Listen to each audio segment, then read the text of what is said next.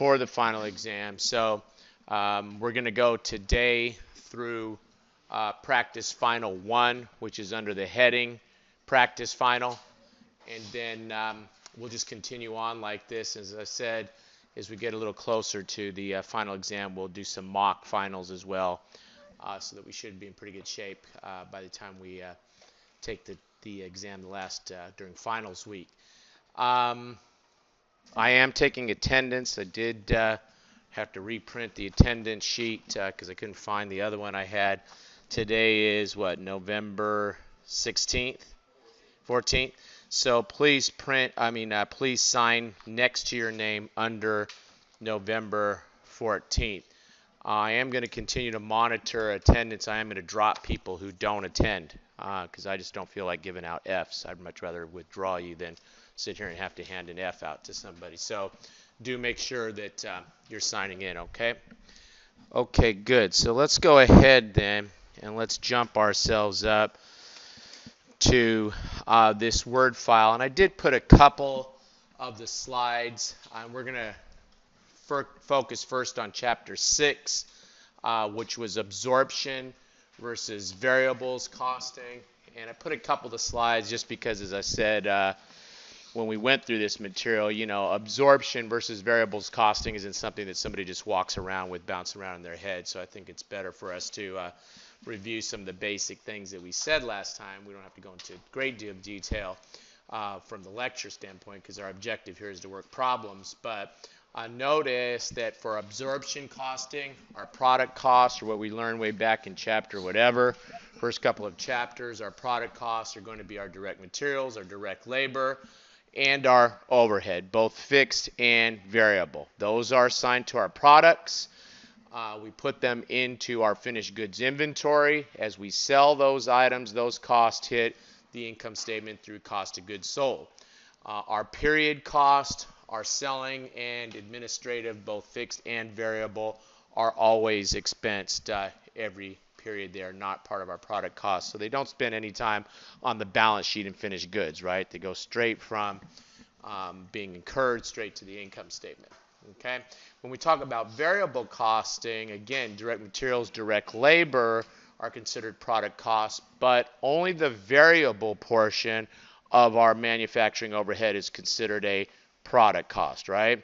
All other costs, both our fixed manufacturing overhead, which is a period cost for absorption, which is a product cost for absorption, is going to be what? A period cost under variables along with the selling administrative, which is the same thing for absorption. So the difference between the two is how we treat our fixed manufacturing overhead, right? In one case, we're simply going to expense it under variables.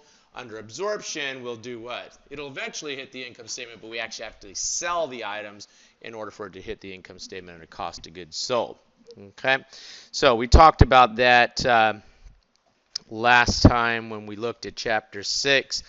And the other thing that we noticed, even though we learned about the contribution margin format for the income statement back in Chapter 5, remember that using variables costing is really what yields us to be able to use the contribution format example for the financial statement. Now what we have here is an absorption where we have sales minus cost of goods sold gives us what? Gives us our gross margin. Included in the cost of goods sold are only our product cost, right? Okay, and we have to actually sell those items to get those product costs into cost of goods sold. That gives us our gross margin, and then we have our selling administrative costs that come up in the calculation of our, and they're saying net income here because I guess they're assuming this company doesn't have any interest expense or any gains or losses from selling property, equipment. If they did, then this number would be operating income, and then we continue to consider those items for net income. But since I guess they didn't have any of those items, they're calling that net income. If we were sitting here and using, and I just want to jump down, I thought I'd give you the contribution format for the financial statement. No? Okay, well, we're going to get it right now then. Contribution format for the financial statements. Ugh. Well, I'm going to write it on. I'll just write it next to it. How about that? Because I thought I had contribution format here. I know I pasted it in there. I don't know why it didn't print out for me or paste in for me. I thought I had it. So if we are talking about what? If we're talking about the contribution format, we will have our sales minus our variable costs. And our variable costs now will pick up what? We'll pick up all of our variable costs, both product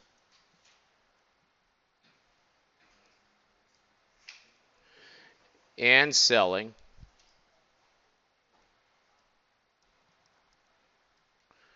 That'll give us what? Contribution margin. And then we will take off what?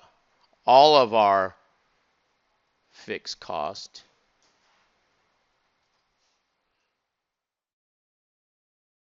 Both what? Both product, well, not product, but what? Manufacturing overhead is included in there. Not all our product cost, but our manufacturing overhead portion of our product cost. And then what? All of our selling and administrative fixed costs, of course. Okay, but the contribution format does what? Takes sales minus all variable costs. And when we say all variable costs, we mean all variable costs, right? Because sometimes, so well, what about this variable cost? Variable costs, all variable costs, whether they are what? Whether they are selling, whether they are product costs, right? That gives us our contribution format, our contribution margin, and then what? And then we take off our fixed cost, all of them, including our manufacturing overhead and our selling and administrative fixed costs in the calculation of net income. Okay, so the difference between the two is how we treat our fixed manufacturing overhead. One case we're going to include it as part of our balance sheet, part of our costs on the balance sheet.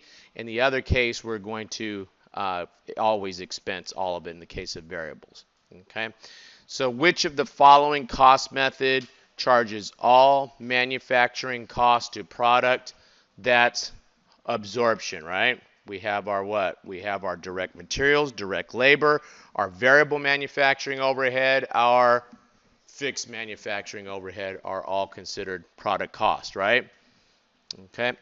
Number two, we have this Mentor Corp has provided the following information for the current year, and they want us to calculate the unit cost using absorption. So if we're using absorption and we want to calculate our unit product cost, let's see which numbers we should pick up.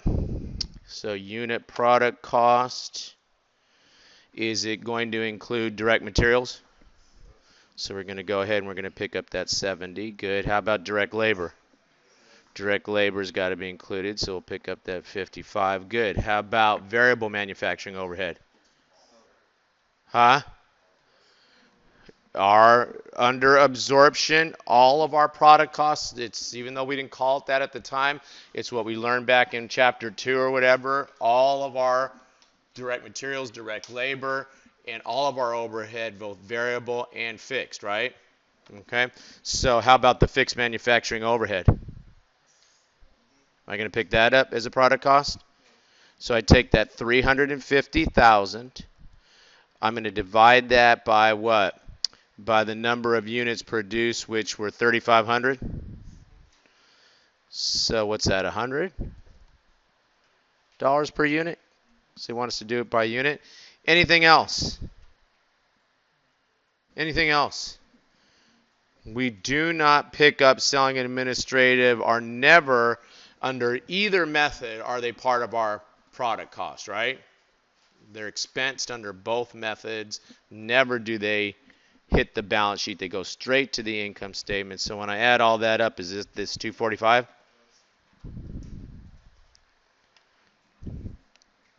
Okay. Okay, good. And you can see the solution right there as well. Okay, good. Let's take a look at this one now. And it's the same information, but now, no shock, they're asking me for what? variables costing. So we should be able to go through this same table and now pick it up for variables. So how about the direct material? That's a product cost. How about my direct labor? That's a product cost. Good. How about my variable manufacturing overhead? That's a product cost of what? $20? Anything else? All the rest, what? All fixed costs, and of course, all selling administrative costs are always expensed under both methods, right? And so they are not considered a product cost. And so when you add that one up, I guess you come to this 145. Yeah, because it's $100 per unit different. In fact, if you were taking a question like this on the test, you'd just have to not include the 100, right? Yes. Okay. You go around already? Everybody sign this already? Okay. Okay, good. Question on that? Okay, good. Let's go over then and let's take a look at, you can see the table there giving you the solution. Let's take a look at a couple more of these. Using a traditional costing approach, which of the following manufacturing costs are assigned to products? Traditional approach is the same as what? Absorption. Okay, that's what we learned in the very beginning was absorption. When we call it that, that's a traditional method, right? This is what's required by GAAP. Generally accepted accounting principles say when you're preparing your financial statements, you have to use absorption. They don't allow us to, expense costs just because they're fixed. We have to leave them on the balance sheet until we sell them for those fixed manufacturing overhead costs. But let's go ahead and take a look. Under traditional, we have what? Variable manufacturing overhead, yes. Direct materials, yes. Direct labor, and the fixed manufacturing overhead, right? So this question's almost teaching us again what we mean by absorption, right? Okay. Okay, good. Number 6. Which of the following statements is true? Variable costing treats fixed overhead as what? As a period cost, right? So these two questions, 5 and 6, are pretty good in that what? They sort of lay out the key differences between the two methods. I mean, if you understand these two questions, then you understand how you're going to treat the more, calculating type with the numbers in them and stuff, right? Okay.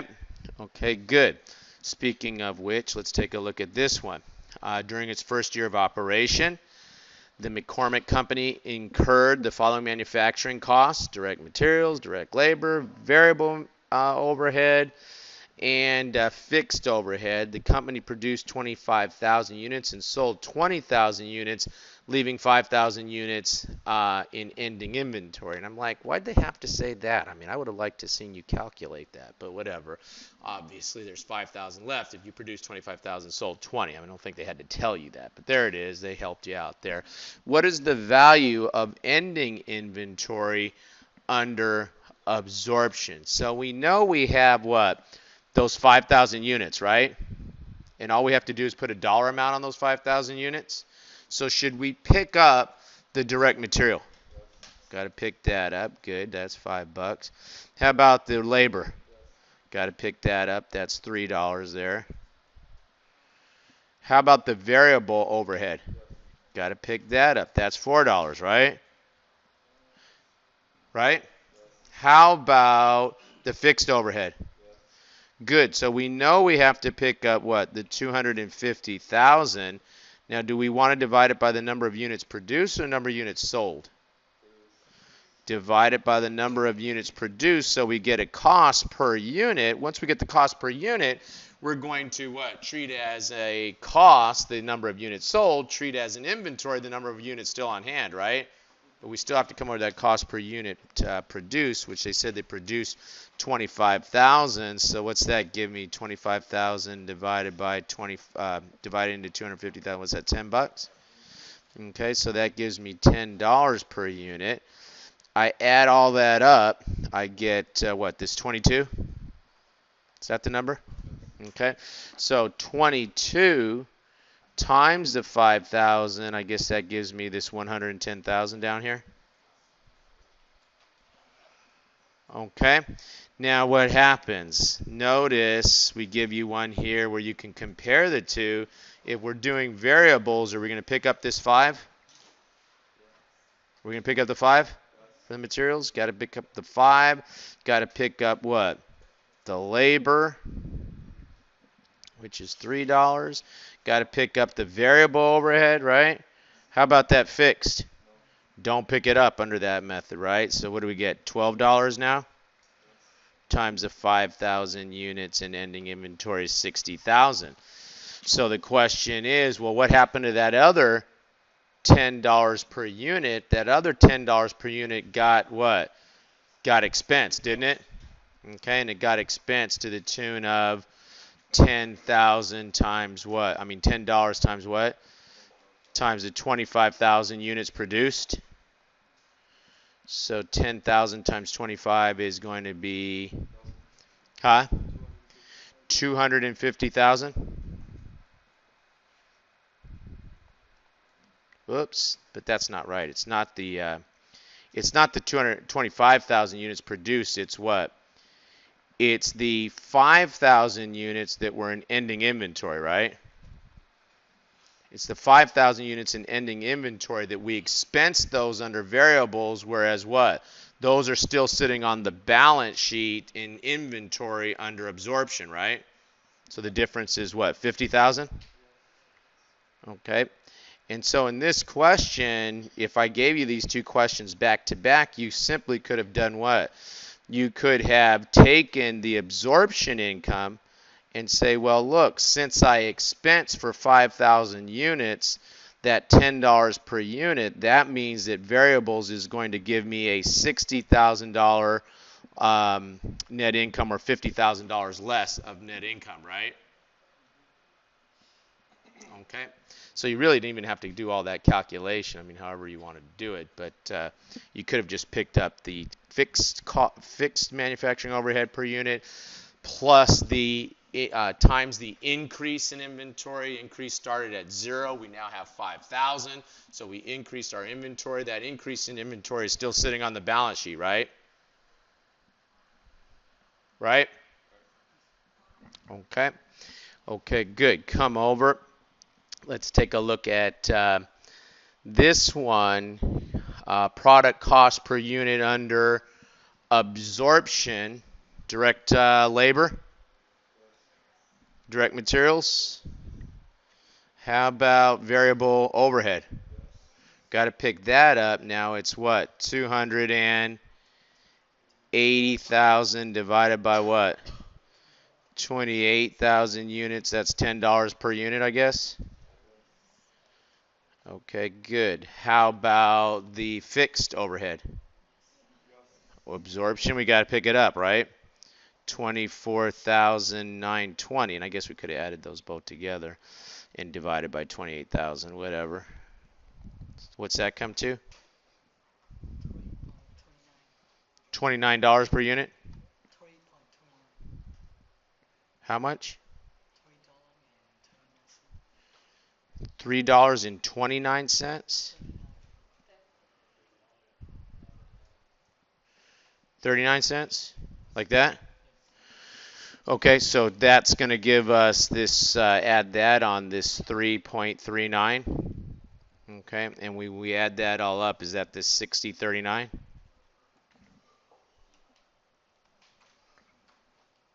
Okay. Okay, good.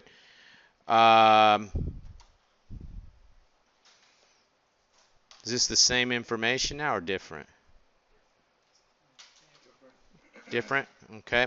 So what is this? 13 for the materials, for the labor, 18 for the materials.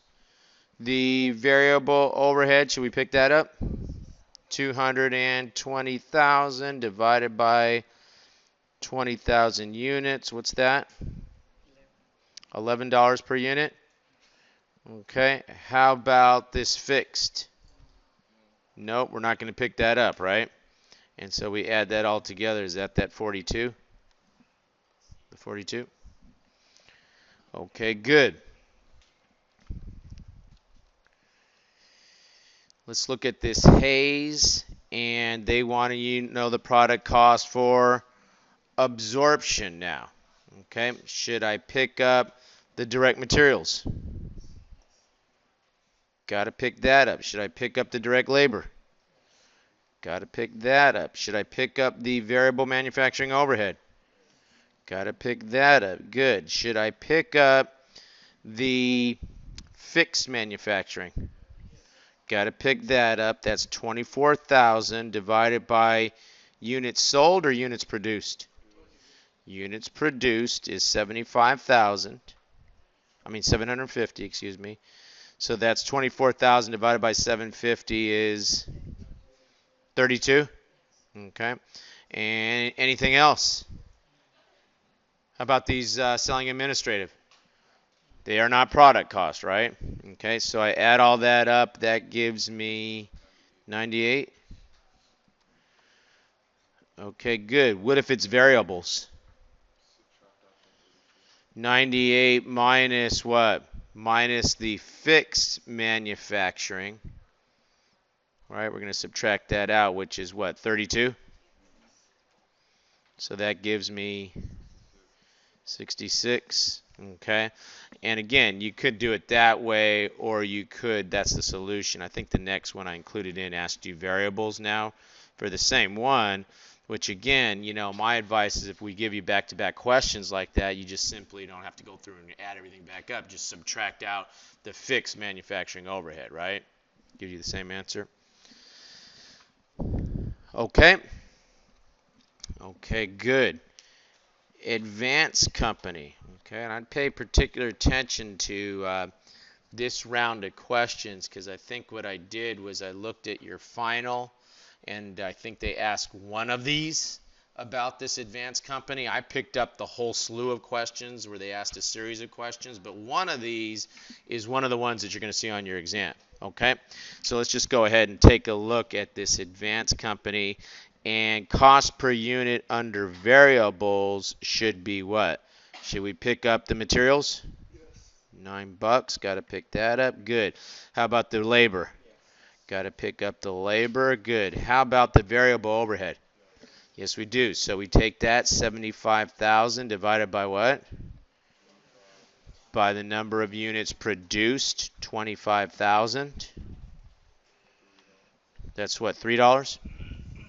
Okay, and so we pick all those up. That's what, 23? Okay, good. How about if I asked you fixed, what would you do here? I mean, not fixed, but absorption. I'm just going to take the 137,500, divide that by what? By the 25,000 units. That gives me a cost per unit of 5.5. So I simply add in the 5.5. That gives me what, 28.5? I think they asked that down here. Yes, they did. There it is. Okay. Okay, good. What is the cost of the finished goods inventory under absorption? Now we know we got to pick up what? We got to pick up that 28.5, don't we? Right? And now you go back up into the problem and you want to see, well, what do I have in ending inventory, right? So if you produce 25,000 units and you sold 15,000, how many do you have left in ending inventory? 25 minus 15,000, good. Means you've got 10,000 in ending inventory, right? Okay, so what does that mean? 10,000 in ending inventory then times what? 2850 per unit that we calculated up there. 2850 per unit times, what do we say, 10,000? 10,000 units in ending inventory means ending inventory is going to be what? 285,000, right? Okay. If we were to do that under absorption, what's it going to be? Is it that painful? So it's going to be what? It's 10,000, not $10,000, but what? 10,000 units, right? And what? We simply now need to leave out my fixed manufacturing overhead per unit, which was this 5.5. So what is it? $23 per? Right? So it's the 10,000 units times the $23 per unit. Would you say is going to be 230,000?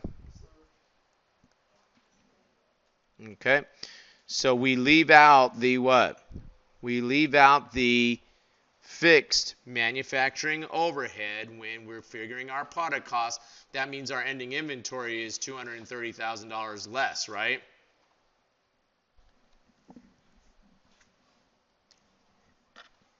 Hello? I mean, thank you. $25,000 less, which is, thank you, which is what? Or is it 25,000? It's the 55,000. It's the what? 550 times what? Times the 10,000 units, right? So that gives us the 55,000.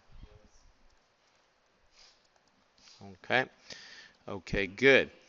Now we say, given this information, then, if the product sold for $50 per unit and we have operating expenses of 200,000, compute net income under absorption.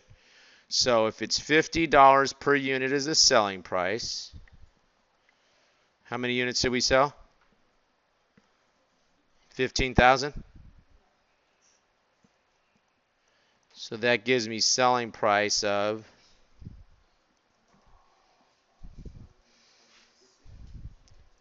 huh? 750,000. Okay, good. Then I'm going to take off my cost of goods sold from that. So there's my sales. Let's just label these. Minus cost of goods sold is going to be, what was it, 28.50? What was the price per unit? Under absorption, 28.50. Price per unit under absorption, 28.50. Times how many units? Times the 15,000 units equals,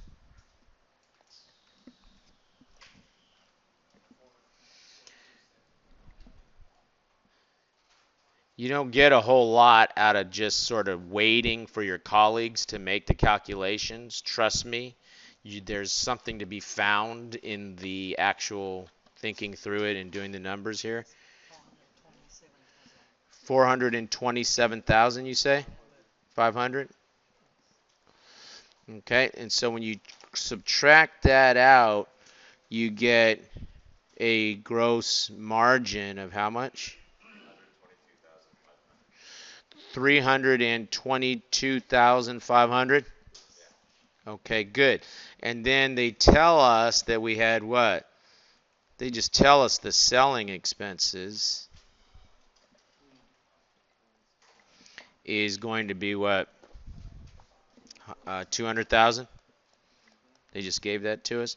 So we have what? 122,500 as our, they're calling it net income, whatever. I think they should be a little more careful by calling it operating income. But if they don't have any revenues, any interest revenues, any interest expenses, no gains or loss from sale of equipment, no investment gains and losses, those sort of things, then yes, I guess it would be net income. But that's somewhat of a leap for them to just call it net income. But I'll let it go. I won't write into the book on that one. Okay. How about variables? Same facts, variables. Sales are still what? 750,000. My cost of goods sold now, though, is what? Now my cost of goods sold is going to be $23 per unit. Is that what it was? Under variables times what? Times the 15,000 units gives me what? 345,000. Okay, good. So that gives me now a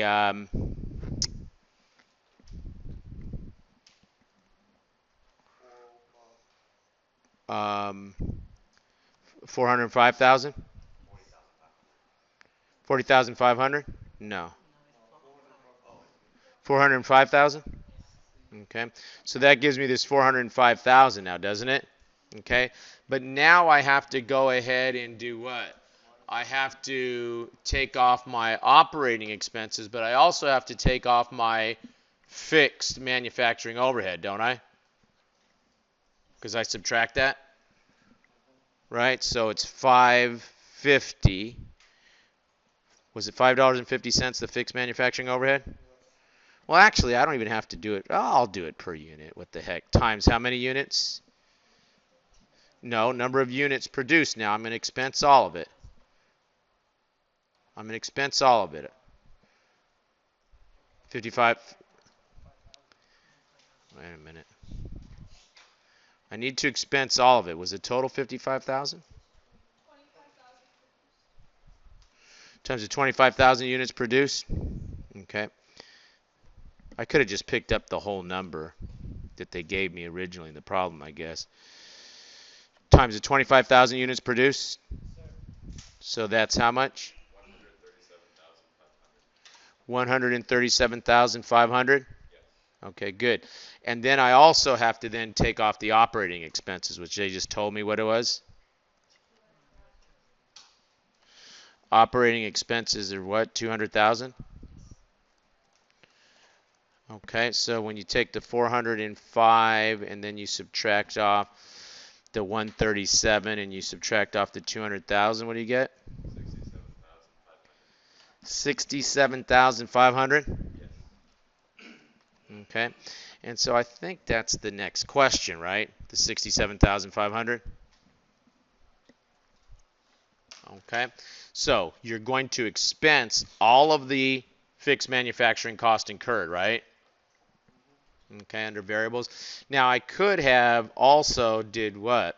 I could have also took the increase in inventory for the period, and so they produced 25,000 units and they sold 15.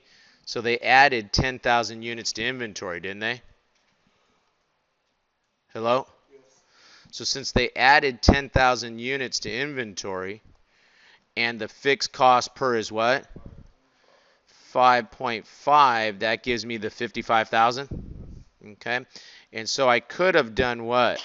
I could have taken the 55,000 and subtracted it off of 122,500. Would I get the same answer? Yes.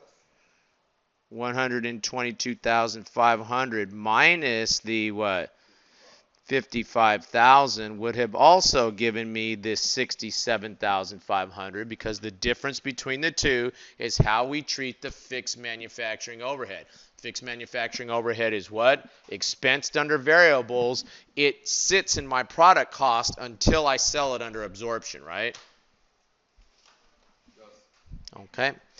Okay, so that's a good little set of questions there for you guys, and that I think it runs us through everything, right? How do we calculate the unit cost per unit under both methods, right? Oops.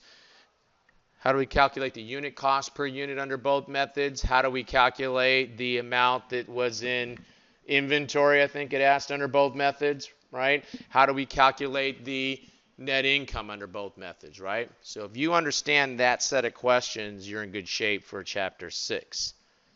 And the other ones we looked at as well. We'll be having more of those as we move along. Okay. Question on Chapter 6?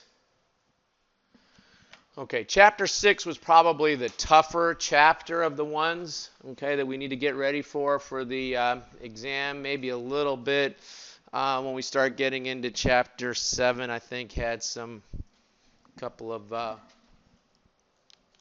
no, this is chapter 7. Chapter 7 is a piece of cake. This is, didn't we do 1 through 5 on the final, on the midterm? So this is now, that was 6, now we're jumping into 7 here. This is 7 now, this is budgeting, okay? Budgeting stuff was pretty easy. It's chapter, I can't remember now, no, what's the one where we had to allocate the cost and all that? Anyway, you'll remember it when we get to it. I forget. I don't know the chapters. Okay, but we'll get to that one. You'll see. But this chapter is pretty easy, as is the chapter that came after that, which is chapter 8. Chapter 8 is pretty easy in that it's simply going to be what? The standard costing. Okay, so a couple of easy chapters here now. Let's take a look at this one, Turnbull budgeted sales. And for these, most of the managerial accounting questions, I suggest that you go to the call of the question. Unfortunately, they made some mistake with the way they put together the final exam, that they got the call in the question, they messed it up. They used this thing called Easy Test, and I think they didn't use the software correctly, and so the call of the question gets shoved into the middle of the question. Sometimes it's at the beginning, and I told you guys that I was going to complain about that, and you said, no, don't bother, so I didn't. So it'll still be that way on your test, but they should fix that. But anyway, it is what it is. But so we're looking for what? You got to find the call of the question. They're looking for cash receipts, okay, for September. And so let's just read the fact pattern here, and they tell us that this Turnbull Corporation budgeted sales of $120,000 for July, $211,000 for August, and $198,000 for September. Experience indicates that none of the sales on account will be collected in the month of sale, 60% in the month after the sale, and 36% in the month, the second month after the sale. 4% is uncollectible. What are we going to do with that when they tell us the uncollectible amount? Ignore it, because they're not going to collect it, right? So that does not go into the calculation of cash receipts. So since we collect in the month after the sale, and they're asking me September, we won't collect any of the September in September, but we will collect what? 60% of the August sale in September, right? Okay. And then what? And then they tell us that they had what? They had 120,000 in July, and since it's 120,000 July, July is the second month after September, isn't it? Or September is the second month after July, I should say. And so what happens? It wouldn't be until September that they'd start to collect the 36%. If there's 4%, they're not going to collect. But that 36%, they would have collected that in September for July sales. And so you add the amounts collected in September for August, the amounts collected in September for July, and you get this 169,800, right? Okay, good. Sioux City estimated the following. How much cash should they collect in what? In April, and trying to underscore that. How much should they collect in April? And they tell us that 60% is collected in the month of sale and 35% in the month following the sale. 5% is what? Uncollected, so I don't worry about that. So if we're talking about what is going to be the amount collected in April, then 320,000, I think they just give it to us here. I'm not going to rewrite it. 320,000, which was my April sales, is collected in April, isn't it? So I'll get that. And then what? And then April is the month following March, and they tell us that what? 35% is collected in the month after the sale. So in April, we'll collect 35% of March sales.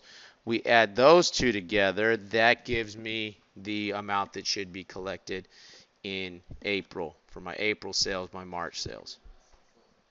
Yep. Okay.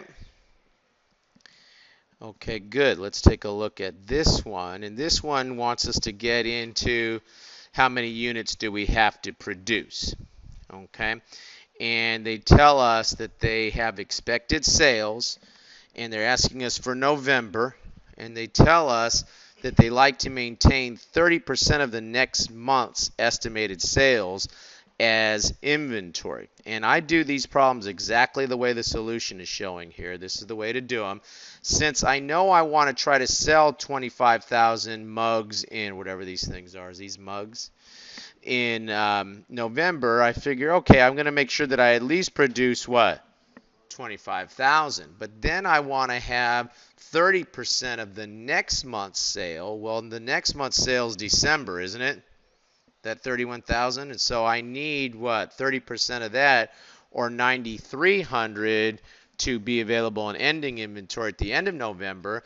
But I would have done what? I would have started November off with 30% of what I needed for November, right?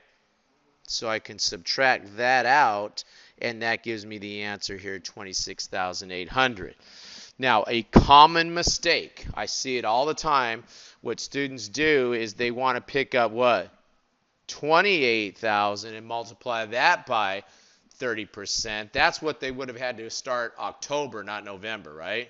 So then students will say, well, what are we supposed to do with October? And the answer is nothing. You're supposed to ignore it, right? Okay, so be careful with that. Okay, good. Come over and let's take a look at this one. And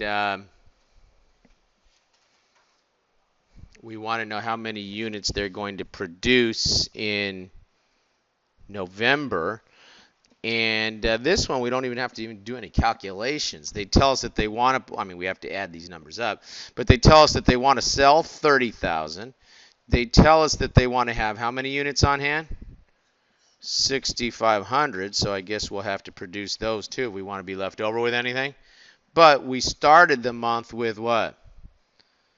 With beginning inventory of 8,000. I mean, that one's even easier because you don't have to do any percentages here to calculate what I needed or what I had at the beginning of the year, right? Okay. Now this question, I've given this on exams before, and I find that what happens is students look at all of this and they go into shock and panic, and they say, oh. And then meanwhile, you look at it, and it's the same thing that we've been doing for these other questions. This financial statement right here is a distractor. This is just given to you here to make this problem look like it's got more to it than it does. Everything that I need to know about this question, but we're afraid to ask, is sitting right there in those bulleted points up there.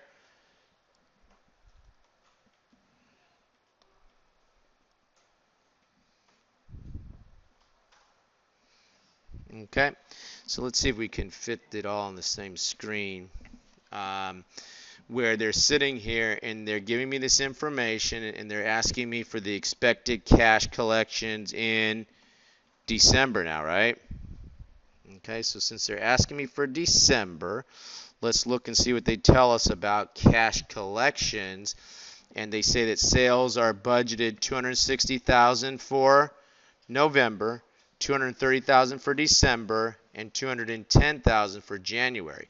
Collections are expected 80% in the month of sale. So if I have December sales of $210,000, what do you want me to do with that for December cash collections?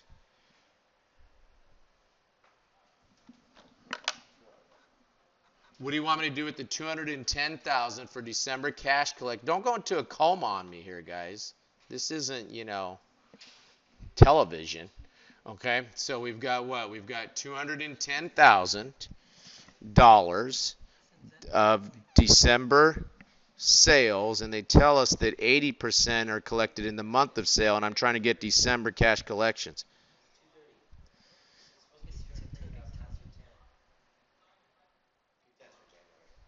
Oh, I'm sorry. 260 for November, 230,000 for December. Okay, great. Thank you. Maybe that's why you're looking at me funny. So 230 times what? What?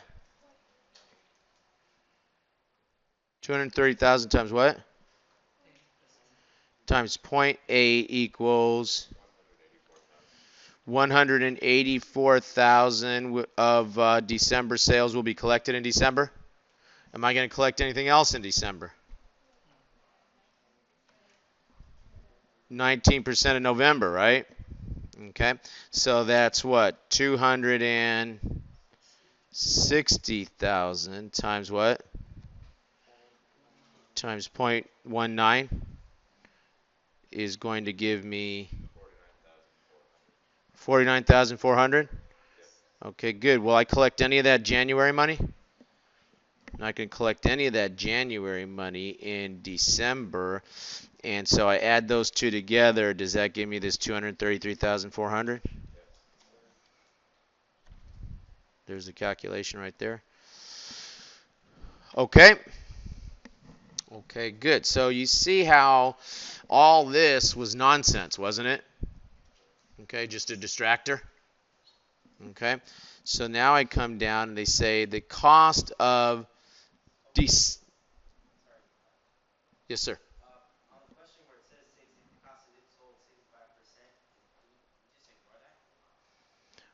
Well, you do for the cash collections. Now they get down here, Omar, and they start asking the cost of merchandise purchases. So now when we purchase merchandise to sell it, we're going to want to consider its cost component, right? Okay. So you come over and you take a look, and I think it's a little easier for us to just do it in the table here. They want the cost of December merchandise purchases. Now, you come over and you take a look at first the cost of the sales, Omar, is 65%. So that's going to be a key factor now. And so I go ahead and what do? I pick up the sales for November, December, January. And you don't really need to do January here, but this table did. But all they did was take this 260,000. We're just going to focus on November. 260,000 times, what did they say, 0.65? 260,000 times 0.65 gives me what? Gives me that 169,000.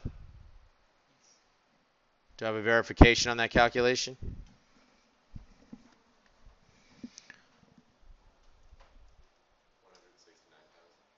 Okay, good. And then they tell us that they want to have an ending inventory, and I'm coming back up to the problem. They tell us that the company desires to have ending inventory at the end of each month equal to 60% of the next month's cost of goods sold. So I have to figure out December's cost of goods sold, don't I? And December's cost of goods sold is going to be, and I'm not going to go back up, it was December sales of what? 230 times 0.65. Is that number right there, 149? Okay. So they're telling us that we have what? We have 149,500 is my December's cost of goods sold, and they want to have how much of that? 60% of that on hand. So if you take that 149,500 and you multiply that by the 60%, do you get this 89,700? Okay. So they're telling me that they have to have at least 258,700 on hand, don't they? Okay, but they would have started the month with what? 60% of the November's cost of goods sold, right? Right? We start each month with what we need for 60% of the cost of goods sold for that month. Okay? So my cost of goods sold for November was what? 169,000, just picking that number up there, times what? Times the 0.60 should give me this 101,400. which is what they would have had at the beginning of November to cover November, because they're supposed to start the month with 60% of that month's cost of goods sold, right? Which is what we just calculated. Okay, so that means that we're going to have to purchase what? Inventory of 157,300, and we're going to pay for that. If you go back up in the problem, they tell us that what? That when it comes to their payments, they pay what? Payments for merchandise are made what? In the month following the purchase. So they would have purchased 157,000 to cover November, but they don't pay for that until what? Until December. So the answer here is what? 157,300. Okay. So you have to read carefully, obviously, for that one. I mean, that one's not one that just rolls off the page at you. You're going to have to read carefully if you get a problem like that and grind through all of those steps, right? Okay. Okay, good. Come over. And, yeah, I guess we'll just go ahead and keep going with these. We don't have that many left, but what I want to do is I want to write our formula up on the board, just because I'm going to write the formula up on the board. I don't care if they want me to or not. I'm going to write them up on the board for you when you take your test. Okay. So if I'm doing my what? We had the, huh? Right here? Right here or right here? This one's good? Okay. Okay. Yeah, I'll continue. I'll probably have to write on that panel too. No problem. Okay, so we've got what? We've got our materials. Okay, and our materials variance is going to be what? We have price, and we had quantity, right? Use, whatever. Okay, so how do we do the price variance? Going to be actual quantity, good, times standard price minus the actual price. Very good. Maybe I don't have to have the formula. Oh, okay. He's got them printed very carefully, right? Okay, I'll put them up on the board, or either that. I'll figure it out. I'll have them. They'll be available to you. Okay. Okay, good. Then what? For the quantity variance, it's going to be standard price, and it's going to be standard quantity minus the actual quantity. Very good. Okay, that's my materials, right? How about my labor?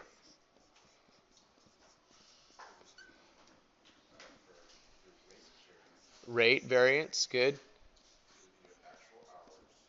Actual hours.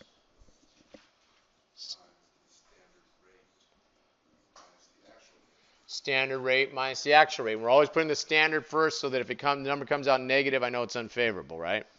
Okay. Okay, good. How about, what do they call it? Usage is going to be what? Mm-hmm.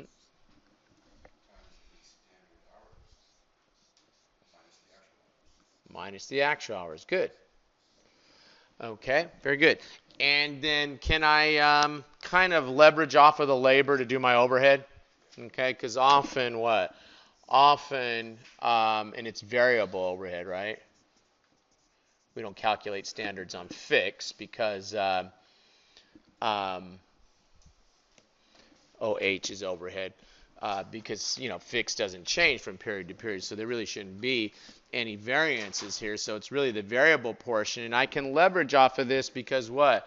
Often the hours of labor are my driver in these problems, aren't they?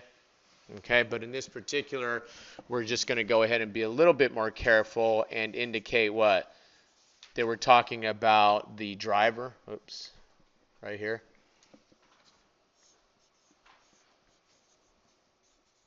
Just be careful that it's not always labor hours. It could be some other driver, such as machine hours, etc., right? Okay. Now, the point of analysis on these are typically what? Typically, we have to work to come up with the actual price, right? The rest of these are pretty much given in the problems. And what? And the standard quantities, actual rate, and the what? Standard hours are the things that we usually have to calculate up because it's going to depend on how many units they produce for the standard quantity, standard hours. It's going to depend on what? The amount that they either purchased or what? Or used that's going to drive our calculations of the actual price, actual rate. Okay? When we do actual quantity, is it actual quantity used or purchased for price? Purchased, good. For price, how about for usage, quantity? The actual used. Okay? Okay, good. So I'll put these up. But you need to make sure that you at least know the way we're thinking about these formulas, so that when you're studying, don't not use a formula and say, okay, I'm just going to plug in the numbers. Use the formula when you're practicing with these and practice plugging in the numbers accordingly. Okay, but let's go ahead and let's try this one now. Let me get this. I think I can increase the size on this.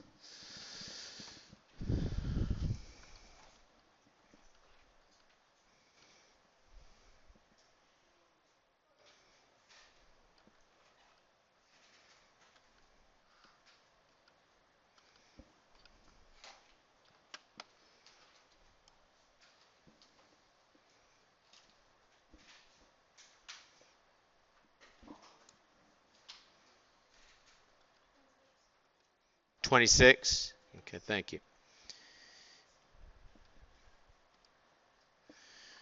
Okay. And there's no only reason that's highlighted. I have no idea why it's highlighted, so that highlighting doesn't mean anything. Okay, so who wants to try this one?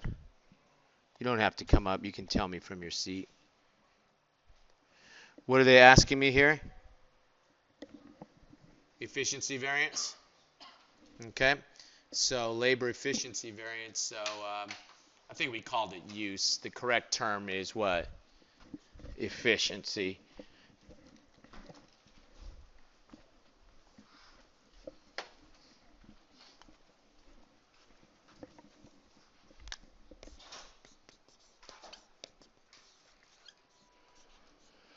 Okay, who wants to do the labor efficiency? You want to do it, Omar? You want to do it from there? Okay.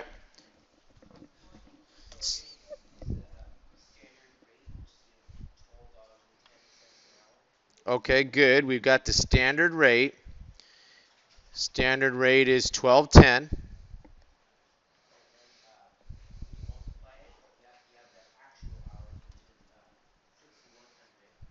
Actual hours is 6,100 hours. Okay.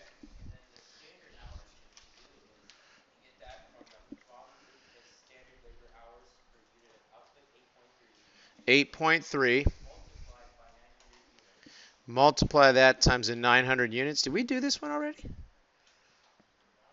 No? Okay. So 7470, you say? Okay, good. So 7470 minus the 6,100, just doing the math, that's my what? That's my actual actual hours versus what? Versus the standard hours that it should have taken me to produce these many items, right? These many units. And so that gives you 1210 times, what's the difference in the parentheses? times 1370. Okay, good. 10 times 1370 is what? 16577. It's a positive number, right? So that means it is what? Favorable. Okay. Don't do it the way this is showing. I should take that out because that makes people start to think, oh, okay, let me follow that because the book says that's the way to do it and that's easier. And I promise you it's not. Okay? Okay, good. Good job, Omar. How about this one?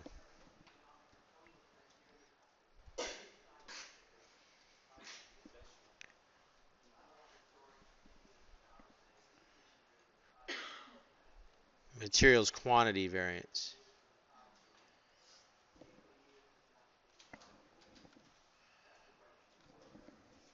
Who wants to do materials quantity? Might as well practice with these guys.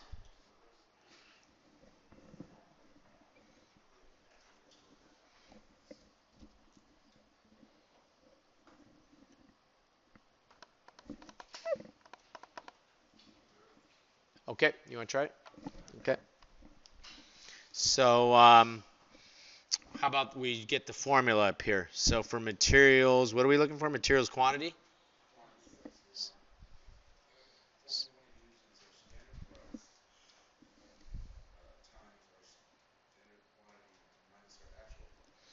Minus the actual quantity. Okay, good. So now our job is just to pull the information out of here, right? So do we have a standard price? $7, good.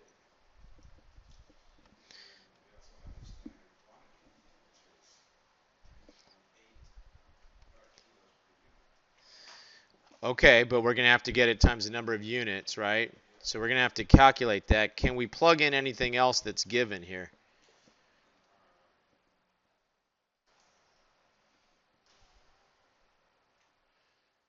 How many kilos do we actually, and we have to pick up for what?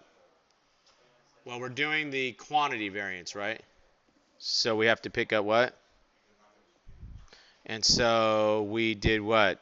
We used 21,750, right? So it's going to be 21,750.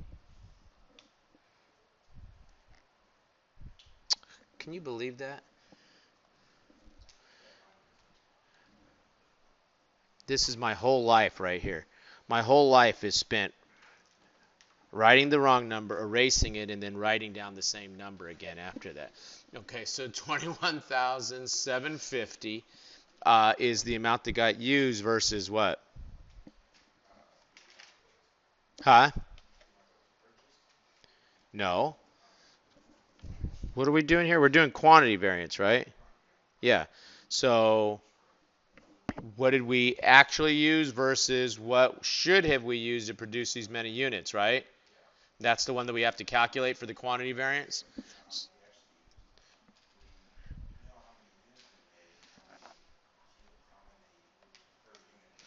Good. Very good.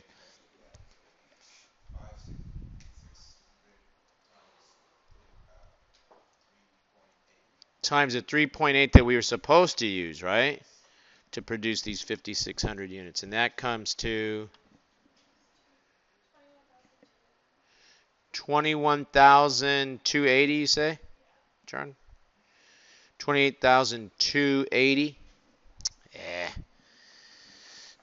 Some things are too sloppy even for me to leave them up there. 21,280. Okay, so I should have used only 21,280 to produce these 560, and I came over here using 21,750, right? And so $7 per unit is my standard price, and so the effect of using too many units, that's going to be a negative what? 470 times the $7 price per unit gives me negative 3,200, you say? 3,290. Okay, so negative 3,290. I hope that's the answer. Unfavorable.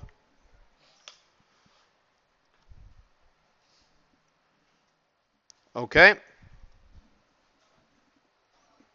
Okay, good. See how painful that was? See how hard it was when he had to sit there and work through it? He's just all like, he's going to go get a neck brace after that, right? Okay. Yeah.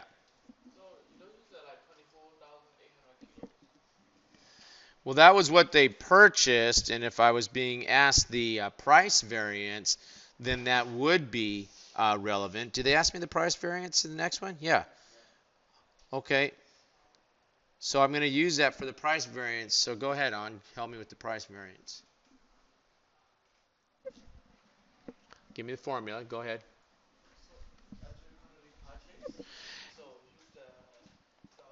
Okay, wait. Actual quantity purchase. Let's just get the formula up here for the people that are viewing this from home. Actual quantity purchase, which nobody should be doing, but that's all right. Maybe you're looking at it again for the third and fourth time from home. So let's put the formula up there. Standard actual quantity purchase times what? Standard price minus the actual price? Okay, good. So how about then going back up to the problem, can we find the actual quantity purchased? Dude, you were just asking me about it. The actual quantity purchased, right? Okay, actual quantity purchased is 24,800. I'm just going to scroll up and down to put it in there. 24,800. Good. Do we know what the standard price is? Standard price is $7, right? Right there.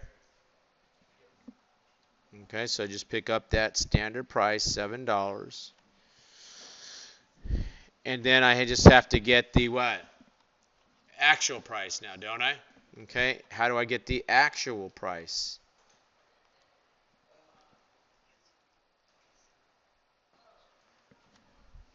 How much did they pay?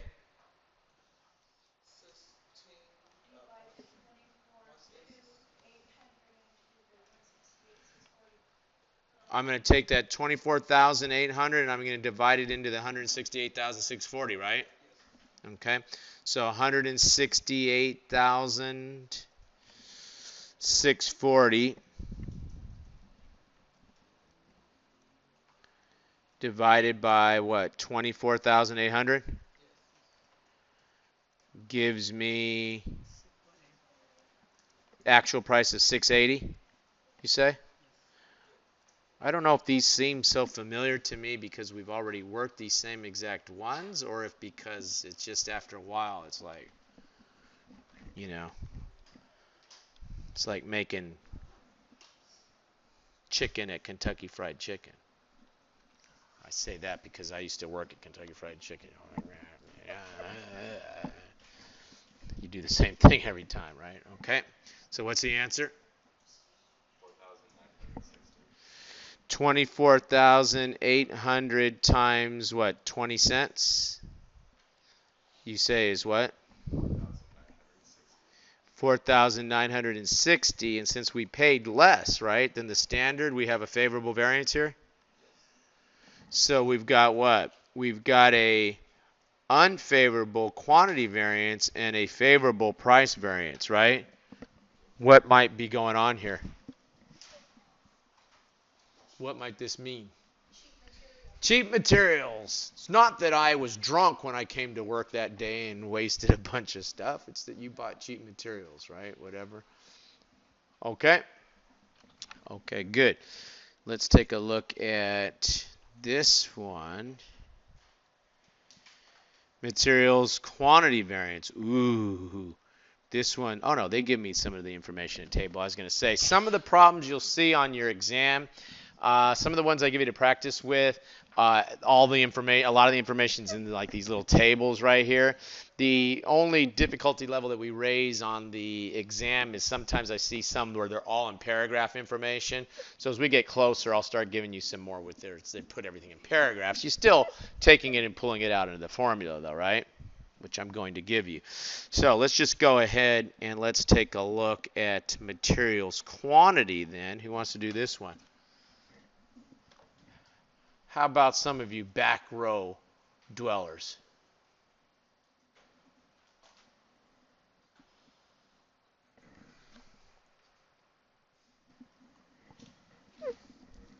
right? Like if we were like sitting in a club, I'd be like, "You in the back row, who wants to go in the back row?"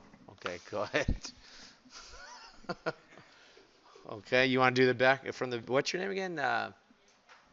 Beatrice, that's right. Yeah. Let me fix this. Let me make it. Can you see it okay back there? Okay. As long as you can see it, then we're good. So what are we looking for here?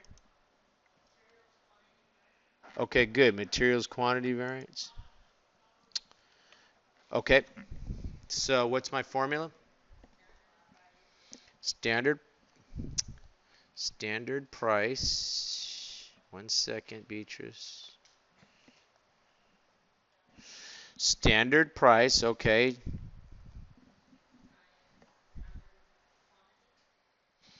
Times the standard quantity minus the what? Actual quantity used. We're going for quantity variance here, right? Okay, good. So can we get the standard price?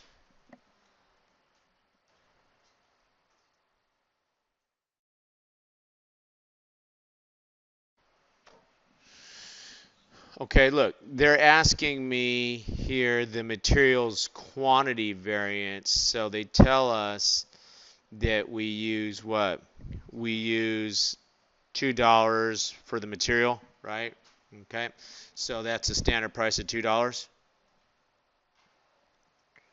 Okay, then what?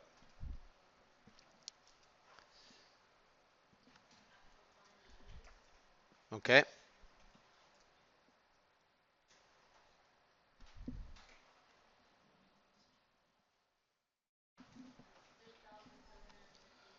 Okay, they use 3,750. Good. Okay, what's the standard quantity? What should have they used? Set it up for me. They're supposed to use what? Good. 3 kilos per unit. And how many units?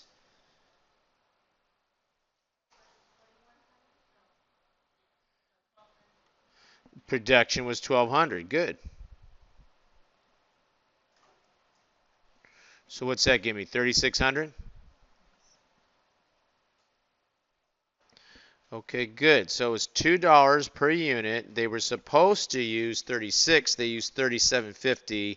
Even I can do that one in my head. What's that? $1.50, 150, I should say. Beatrice? Yep. Okay, good. And that number's negative. So $2, that's going to times that negative 150, going to give me a negative 300. That's unfavorable. Is that the answer to that question?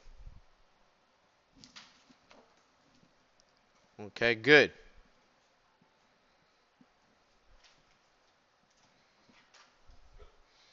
Okay. How about, good job, Beatrice.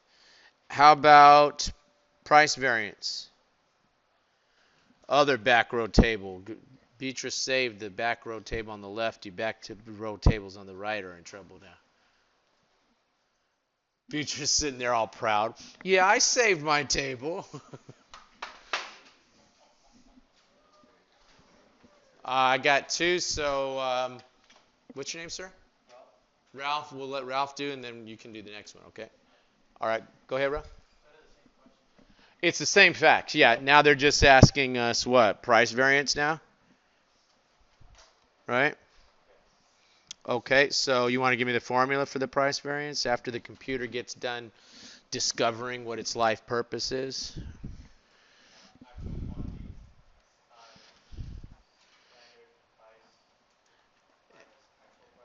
Actual quantity times standard price minus actual price, right? Okay, good. So we come up, and is actual quantity purchased or used? Actual quantity purchased now, right? I'll just put perch there for purchase. I guess I can finish writing it. Actual quantity purchased. Okay, good. So actual quantity purchased now, just going back up into the information here, is what?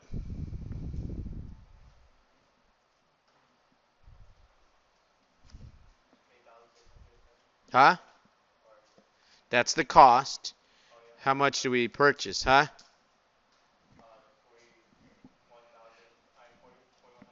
4,100 is what actually got purchased, right? Okay, so 4,100. Okay, good. Standard price, I believe we know already to be what, $2 in the previous problem? Okay, so standard price is $2. What's the actual price? Oops. No. No. Oh, wait. Where are you getting 4,100 from? How much did they pay for what they purchased? Now you got to, when you're trying to get a price, you've got to get a number in there with a dollar sign, don't you? So we've got this 8,610. Okay, and we're going to divide that by what? By the number of units they purchased to get the actual price, right? Okay, so 8,610.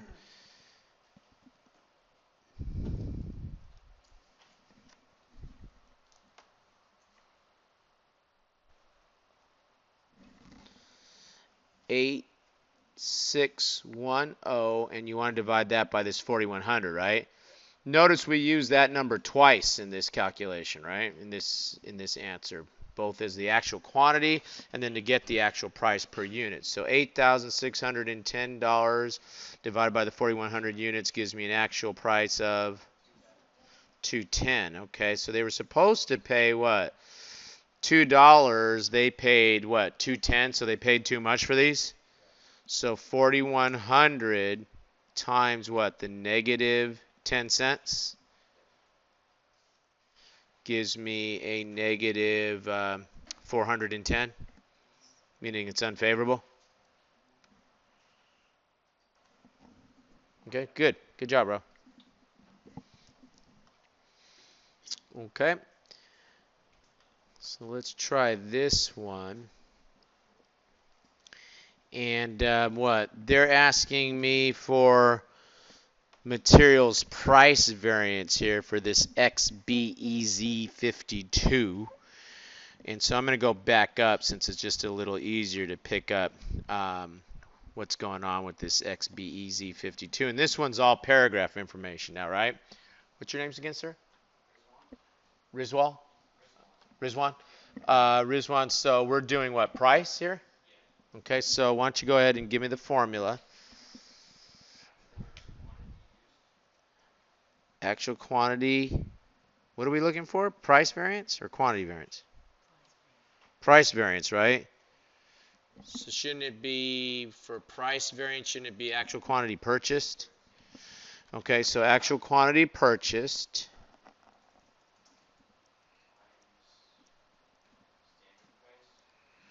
times standard price minus the actual price. Good.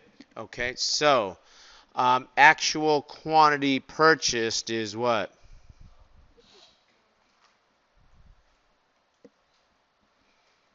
We purchased 12,000 units of the part. Okay, so actual quantity purchased is 12,000. Good. And standard price, they tell me, is what?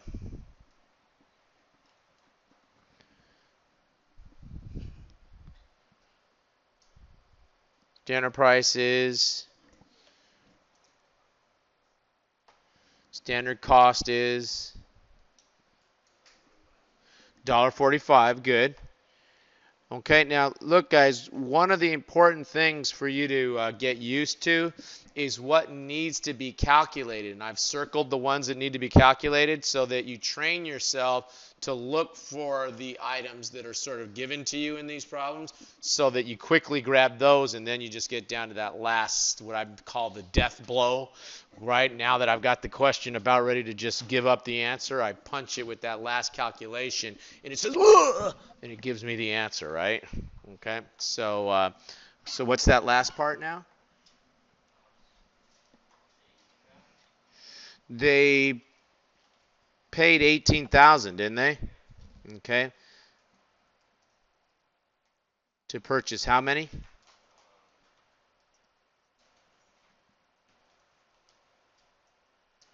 You already told me how many they purchased. To purchase how many? To purchase the 12,000. 18,000 divided by 12,000 is, huh? 1.5.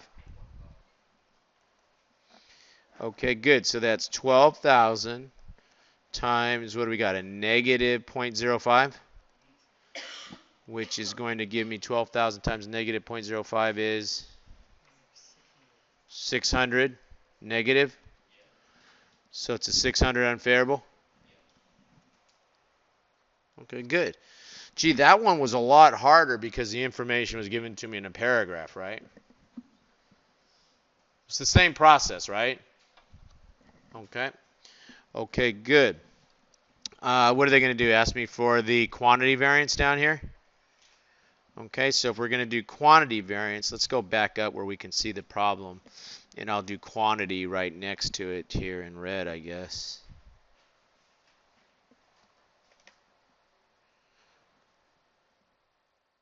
Okay. Who wants to do this one? You want to do this one, Jarna?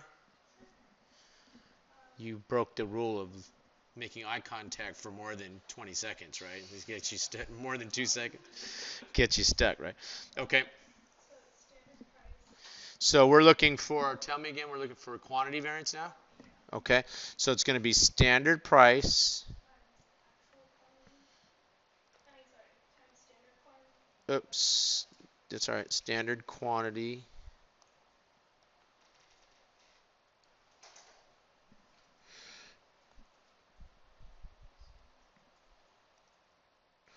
Standard quantity minus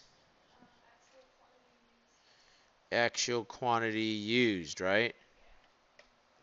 So we can measure the impact of having used too much or too little of this, or not too little, but a smaller amount, right? Okay. Okay, good. So what's the standard price? $1.45. We know from the previous problem is a standard price. Good.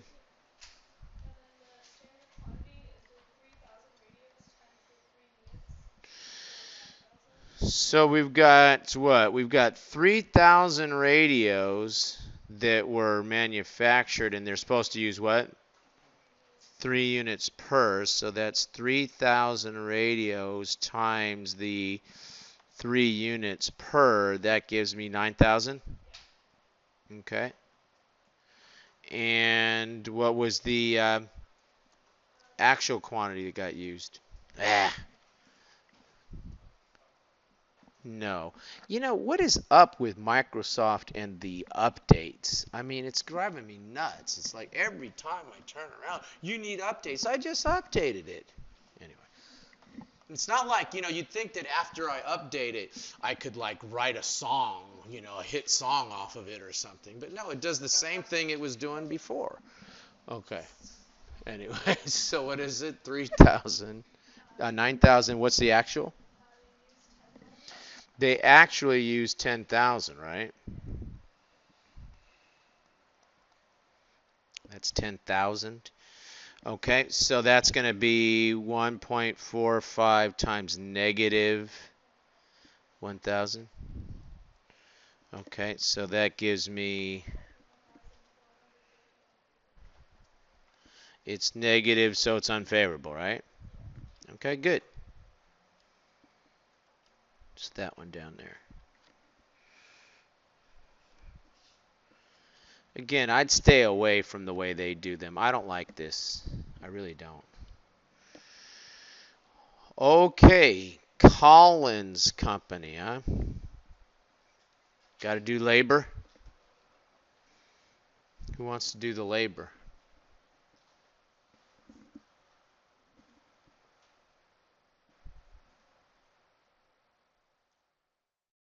What are we looking for? Labor rate? What's the formula for labor rate? It's what? Actual hours times the standard rate minus the actual rate. Okay. Do we have the actual hours?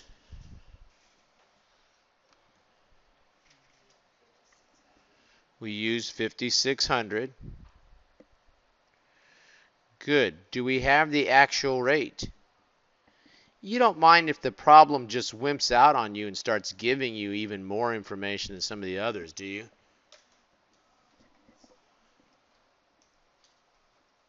Right? They just tell me 1530. They don't give me the total amount. You're sitting there, what's the total amount they spent so I can divide that by the actual hours so I can get the amount per hour, and the problem says, "Oh, that's okay here. Here's the amount per hour they spent." That's easy enough, right? Can I get the standard rate here? Standard rate is what? $16 per hour. Okay. Now, I don't know how you have a standard amount and then you spend less unless you tell the people, you just got your pay cut, buddy. I don't know. It seems like the standard should be whatever it is you're supposed to pay people, but okay. Somehow they got away with paying less per hour. So 5,600 times what? Times 0.70 gives me what? Gives me a rate variance that is favorable of 39.20. Again, I think it's kind of hard to get a rate variance. I don't, unless you start renegotiating, what you're going to pay people after you've already agreed to pay them a certain amount or something. I don't know. How about efficiency? Can we do efficiency? Efficiency is going to be what? Standard rate, which we know the standard rate is what? $16 per hour. And we're going to multiply that times what? The actual standard hours minus the actual hours, right? Okay. What was the actual hours? Did they tell us? Actual hours coming back up was what? 5,600. Okay. So actual hours 16. This should be, I guess I should have put what? Standard rate here. So just to keep the formula pure up there. So 16 times the what? Times the actual hours is 5,600. What's the standard hours?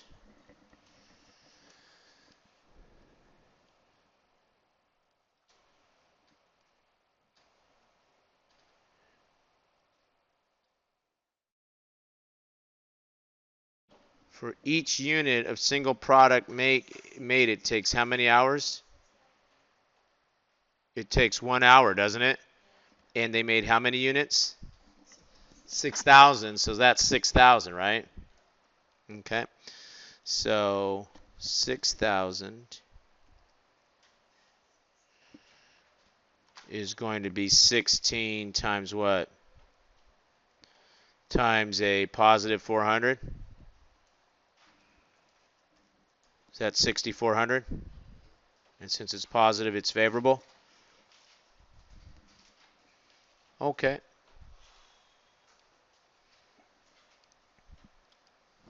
That's it. Okay. So what we'll do on Wednesday is we'll continue this. We're going to pick up chapter, now that was 6, 7, and 8 already?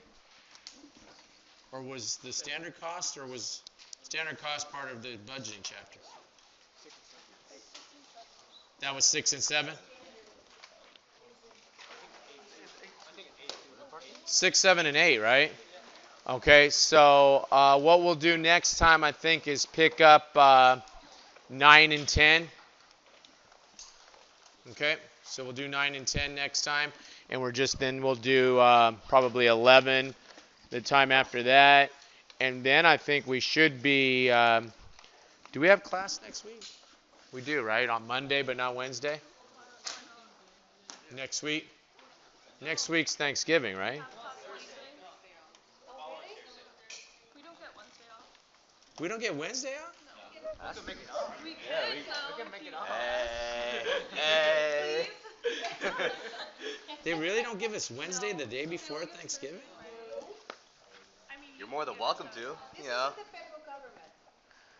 Oh, federal government, you only get Thursday off. Yeah. They give you Um, Thursday, but they don't give you Friday. huh? How about we show up at the Israel Friday? Yeah, I doubt we'll come to class on Wednesday. That's stupid. Sweet.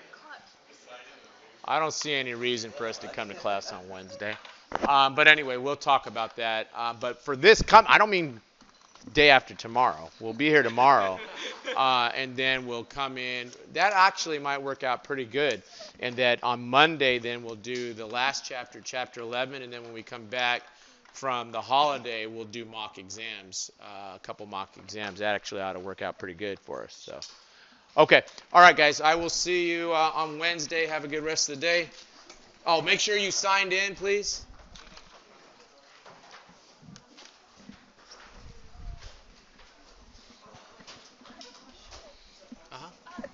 Hang on, Jared. Let me stop this just so that our whole conversation doesn't get recorded.